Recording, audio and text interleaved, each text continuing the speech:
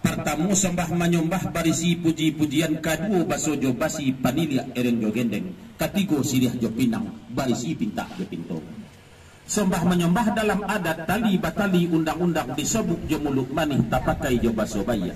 Muluk manih celempong kato baso bayak dulu di bibiah di dalam cupak.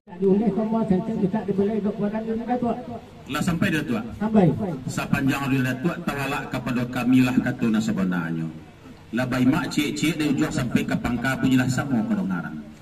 Limbak sebalik daripada itu terletak putiang limbak sebalik daripada itu anak orang Padang manjik banang dan anjik lalu diperempek lalu dipatigo. Kalau direntang namanya panjang elok dikumpanannya singkit sekiro kapaguno.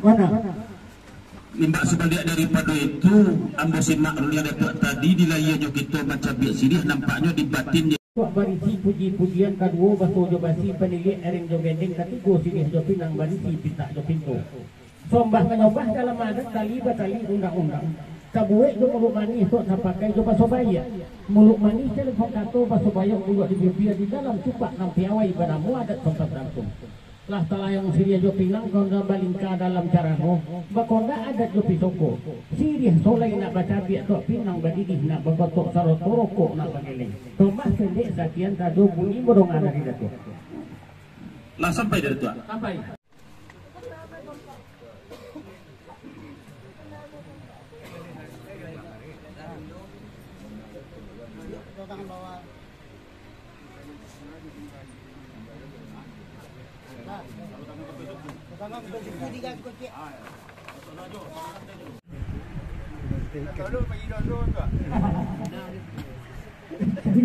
Cari wadang lagi tu.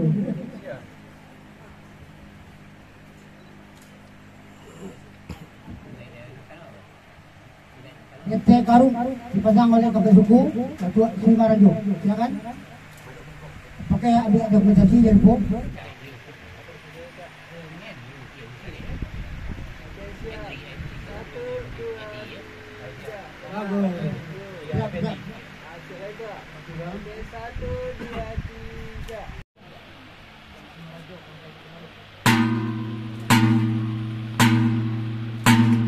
Silakan Ketua Marajo untuk sampai untuk akan membuka. Silakan Ketua Katia. Oh sih buku cari kalau. Kenapa aku biasa penting? Itu kalau kau buat kau. Silakan Datuk Bergosindo. Oke. Datuk Majoreno. Datuk Godang sini aku selalu.